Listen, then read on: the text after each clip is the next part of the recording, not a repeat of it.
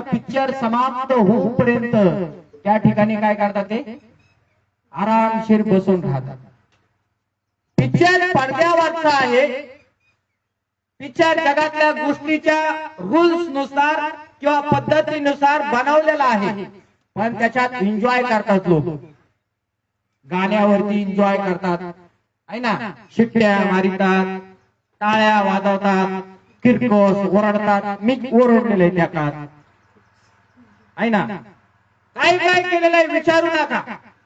Picture टाकीमध्ये मी जाऊ एवढा ओरडायचो. आणि तो पिक्चर जर खूप आवडला तर पुन्हा तिकीट काढून महिन्यातून 4 वेळेस जरी म्हटलं तरी 4 वेळेस त्या ठिकाणी त्यावेळेस आम्ही जायचो. पण मग आज त्या ठिकाणी कुरकुर करताना लोक तुम्ही पाहतो का? कुणीच नाही. कोणाला बोल देणार, कोणाला नाव ठेवणार, कोणालाच नाही सांगत. पण आध्यात्मिक जीवनाची ज्यावेळेस वेळ येते त्यावेळेस तुम्ही आम्ही पाहतो हा ओरिजिनल पिक्चर आहे आपल्या जीवनाचा. आमेन.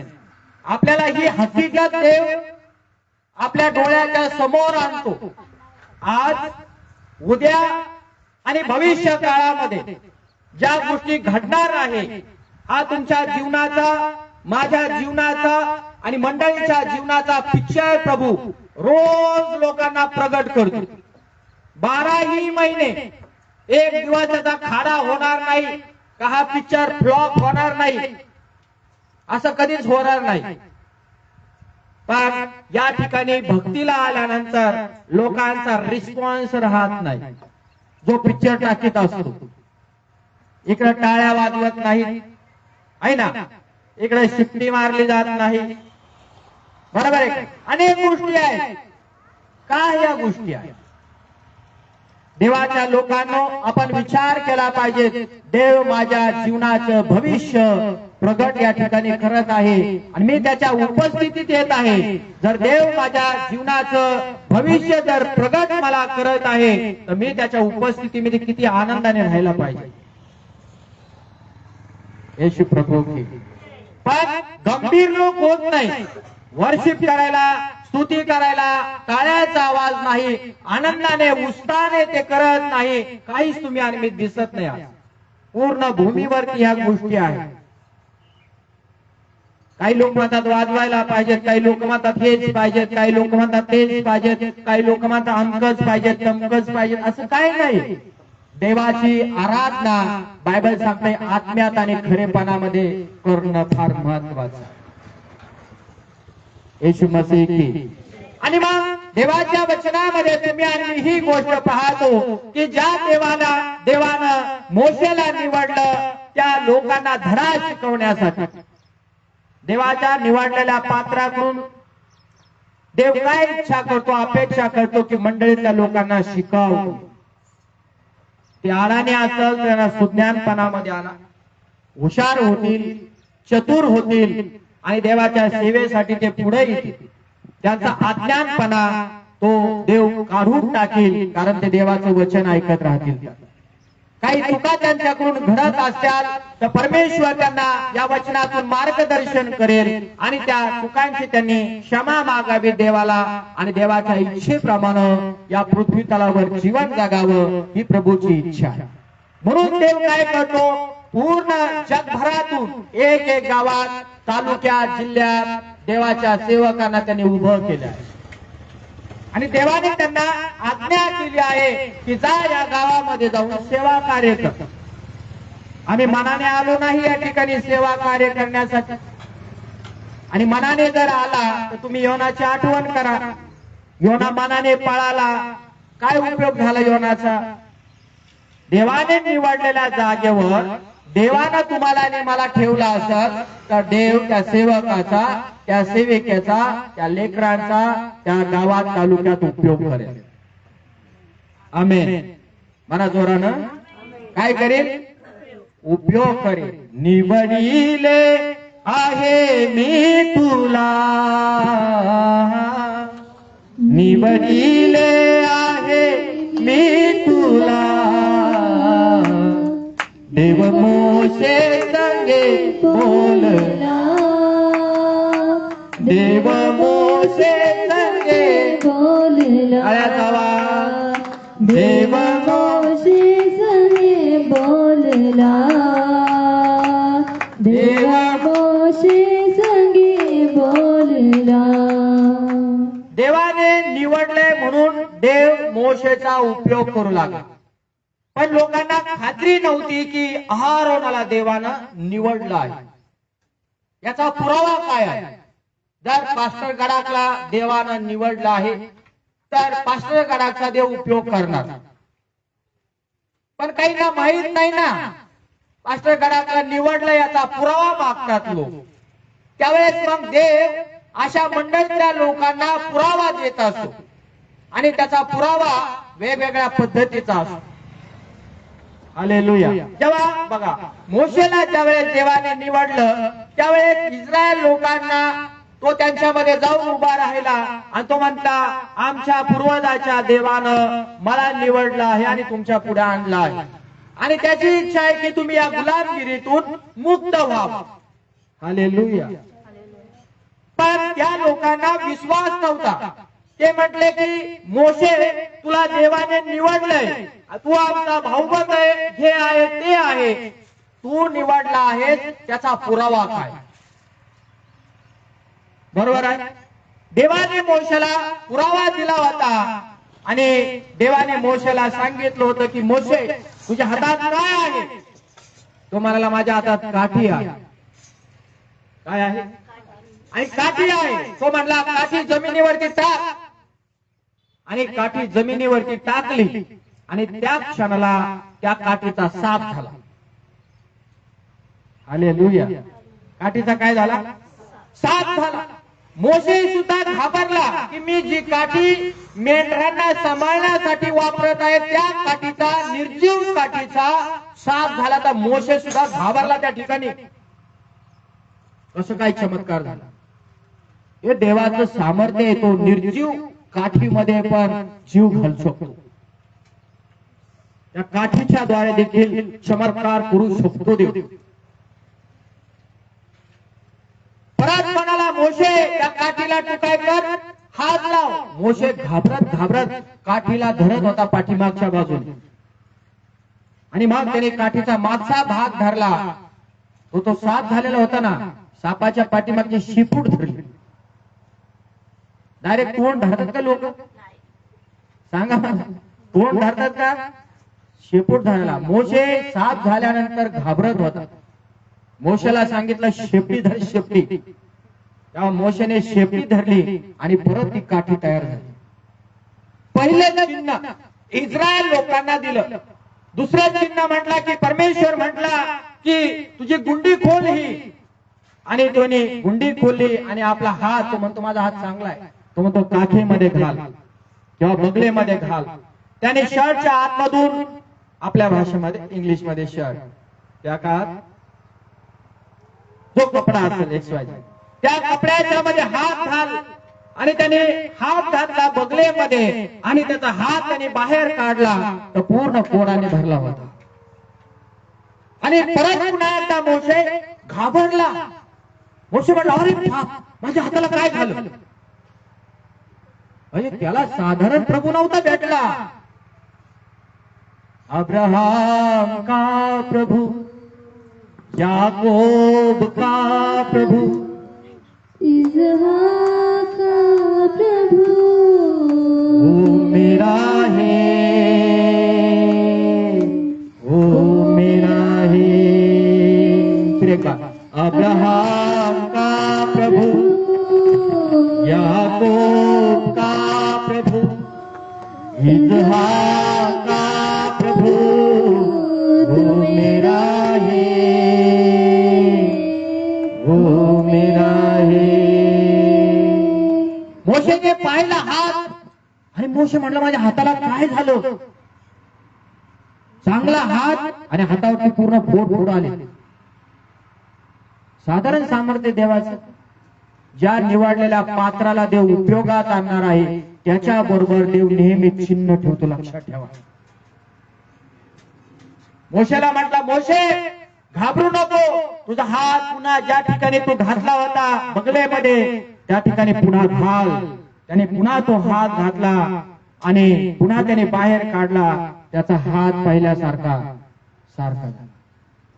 मोशेने हे 2 चमत्कार पाहिले आणि तेच इस्रायल लोकांनी ज्यावेळेस त्याला प्रश्न टाकले की देवाने तुला आमच्यासाठी पाठवलं, तू आम्हाला पापातून या फारोच्या गुलामगिरीतून सोडवशील, याचा पुरावा काय आहे? त्यावेळेस हे 2 चिन्ह मोशेने बायबल सांगतंय त्या इस्रायल लोकांना प्रगट करून दाखवले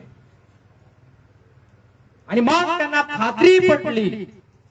हालेलुया. मग त्यांना विश्वास पटला की देवाने मोशेला आमच्या जीवनासाठी पाठवलेला आहे, आम्हाला पापातून गुलामगिरीतून फारोच्या तावडीतून सोडवण्यासाठी. मग आता प्रश्न पडलेला आहे. इस्रायल लोकांना खात्री पटली आणि त्याचा जोडीदार मोशेला बोलता येत नव्हतं. त्यासाठी देवाने सांगितलं की तुझ्या भावाची तू नियुक्ती कर, तुला तो मदतगार म्हणून, सहाय्यक म्हणून तू त्याला आपल्या बरोबर ठेव. सेवा एकट्याची नाही. मोशेने किती उड्या मारल्या ना, मोशे तोत्रा होता आणि त्याला आता एवढ्या राजा समोर जाऊन बोलायचं म्हणजे सोपी गोष्ट नाहीये. त्या राजाला पण काही गोष्टी कळायला पाहिजेत, मोशे काय बोलतोय आणि काय नाही बोलत. आणि पास्टर घरात किती काय सेवा काय करणार आहे. म्हणून देवाने मंडळीतल्या लोकांमधून देव उभं करायला सांगतो आणि मग आम्हाला देवाच्या आज्ञेचं पालन करून, पवित्र आत्म्याचा आवाज ऐकून, ज्या लोकांमध्ये देवाच्या आत्म्याचं स्किल आहे, ते गाणे गाण्याविषयी असू द्या, ते वाजवण्याविषयी असू द्या, जे कामकरी असतात त्या लोकांना आम्ही पाहावं लागतं, निहाळावं लागतं आणि त्या लोकांना प्रार्थना करून त्यांनी या ठिकाणी वर्शिप करण्यासाठी, गाणे गाण्यासाठी त्यांची निवड आम्हाला करावं लागतं. पास्टर एकट्याचा डंका चालेल का? पास्टर एकटाच येईल कोंग वाजवेल, पास्टर एकटाच येईल गाणे गाईल, पास्टर एकटाच साक्ष घेईल, पास्टर एकटाच वचन सांगेल, पास्टर एकटाच प्रार्थना करील, पास्टर एकटाच दर्या टाकील. माझी एकट्याची सेवा आहे का? नाही. ही आज ख्रिस्ताची सेवा आहे. आपल्याला सगळ्या जणांना मिळून ही सेवा एकोप्याने केली पाहिजे. म्हणून त्या काळात देव म्हटला की तू तुझ्या भावाची, तुझ्या मदतीसाठी निवड कर. देवाचा आवाज त्याने ऐकला आणि आवाज ऐकून त्याने आपल्या भावाला निवडलं. येशू प्रभू की जसा निवडला. आता हे लोक काय झालेले आहेत? तुझा भाव आहे, रक्ताचा आहे, तू तुझ्या मनाने त्याला निवडला असेल, तुला मदत व्हावी म्हणून. आमच्यातला का नाही निवडला, त्याच्यातला का नाही निवडला, या घरातला का नाही निवडला? अरे पण मोशेला देवाने सांगितलं पाहिजेत ना. मोशेला आवाज कोणाविषयी दिला? भावाविषयी. भाऊ कोण आहे? अहरोन आहे. आणि देव त्याला म्हटला की मोशे तुझ्या मदतीसाठी अहरोनाला तू निवड. म्हणून मोशेने देवाचा आवाज ऐकून अहरोनाची निवड केली. पण इस्रायल लोकांना, मंडळीच्या लोकांना खात्री पटना अजून. येशू प्रभू की भरोसा येईना अजून की हा आरोन ठीक आहे, मोशे तुला देवाने निवडलं, तुझं चिन्ह आम्ही पाहिलेलं आहे, परंतु आता तुझा भाऊ तू निवडला आहे, त्याचा पुरावा काय आहे? आणि मग या वचनामध्ये तुम्हाला आणि मला बघायला मिळतं की अहरोनाची काठी साक्षपटासमोर परत ठेवून दे. कोणाची काठी? सत्याचं वचन, आपल्या भाषेत आज पवित्र शास्त्र. आणि मग ह्या वचनामध्ये तुम्ही आम्ही पाहतो की जे विरुद्ध लोक आहेत त्यांना खात्री पटावी म्हणून मोशेने पुन्हा परमेश्वराची वाणी ऐकली. काय इच्छा आहे त्याच्या पाठीमागचं? की या लोकांना खात्री पटली पाहिजे की देवानं अहरोनाची निवड केलेली आहे. आमेन. आणि म्हणून त्याची काठी घेतली आणि काठी घेऊन सत्यवेदी समोर सत्य वचनाच्या समोर, आपल्या भाषेत आज ह्या पवित्र वेदी समोर मोशेची काठी घेऊन अहरोनाची काठी घेऊन मोशेने देवाच्या आज्ञेप्रमाणे त्या ठिकाणी ठेवली. आणि मग परमेश्वराच्या वचनात असं तुम्हाला आणि मला बघायला मिळतं की देव म्हटला की या बंडखोर लोकांना, चांगल्या लोकांना म्हटला का, निवडलेल्या लोकांना म्हटला का, बंड करणारे लोक कोण आहेत? आज जगामध्ये तुम्ही आणि शब्द ऐकतोय, बंड झाले, बंड केले, बंडखोर लोक आहे ना. बंडखोर लोकांना देवाचा आवाज का आला? चांगले लोक नाही म्हटला, बंडखोर लोक. म्हणजे याचा अर्थ काय झालेला आहे? देवाच्या विरुद्ध वागणारे लोक. म्हणजे याचा अर्थ सैतानाने, दुष्टाने त्यांच्यामध्ये घुसून त्यांच्या जीवनाचा ताबा घेतलाय, म्हणून परमेश्वर त्यांना बंडखोर लोक म्हणतो. आम्ही सहजासहजी जर आपण म्हटलं एखाद्याला, अरे असं काय बंडखोरासारखा वागतोय, समोरच्या व्यक्तीला खूप राग येतो. हालेलुया. खूप रागून बोलतो. एखाद्या व्यक्तीला एखादा असा वेगळा शब्द वापरून बघा तुम्ही, आणि समोरच्या व्यक्तीची तळपायाची आग मस्तकाला जाते. मला बोलला, असं कशाला बोलला, तसं कशाला बोलला, आणि अशी बोलण्याची पद्धत असते का, असं मला नाव ठेवण्याची पद्धत असते का. आणि मग मी नेहमी सांगतो, जर देव तुम्हाला जर बंडखोर म्हणत असाल तर देवाची काय गचंडी तुम्ही धरणार?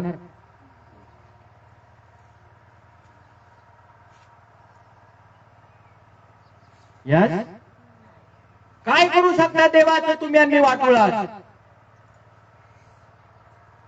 देव त्या लोकांना बंडखोर म्हणाला, कारण ते देवाच्या विरुद्ध, देवाच्या लोकांच्या विरुद्ध बायबल सांगते उभे राहिले.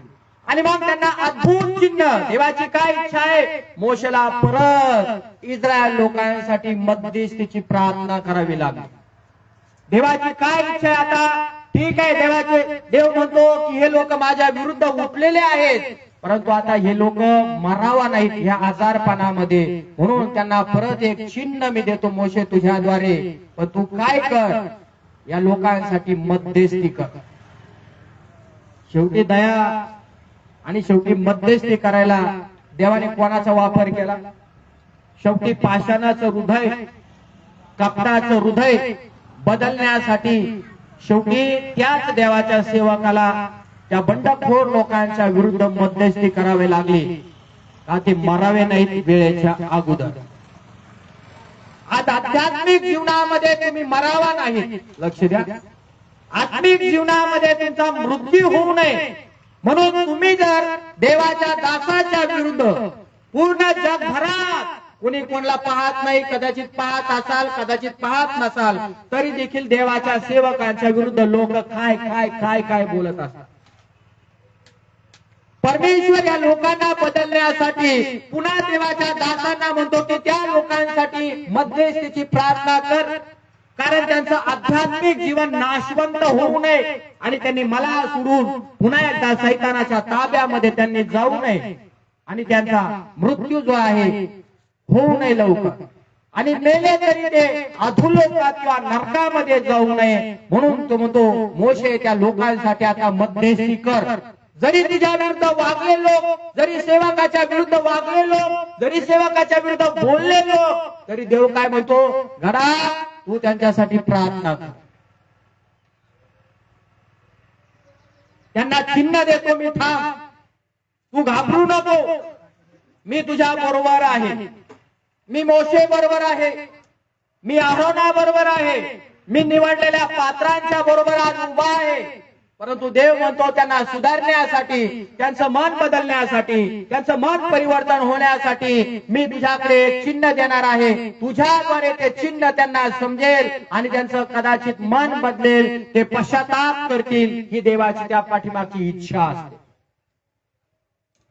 म्हणून लोक ज्या वेळेस बोलतात त्यावेळेस आम्ही उत्तर का देत नाही, याच्या पाठीमागचं रिझन आहे, कारण इथं आहे. मग 8 दिवस जातात बघा, 15 दिवस जातात आणि मग महिना जातो. देव जे विरोधात लोक उभे राहतात ना, त्यांना काही ना काही घरामध्ये, कुटुंबामध्ये, फॅमिलीमध्ये काही ना काही जे विरोध वागतात त्यांना बरोबर देव धडा शिकवतो.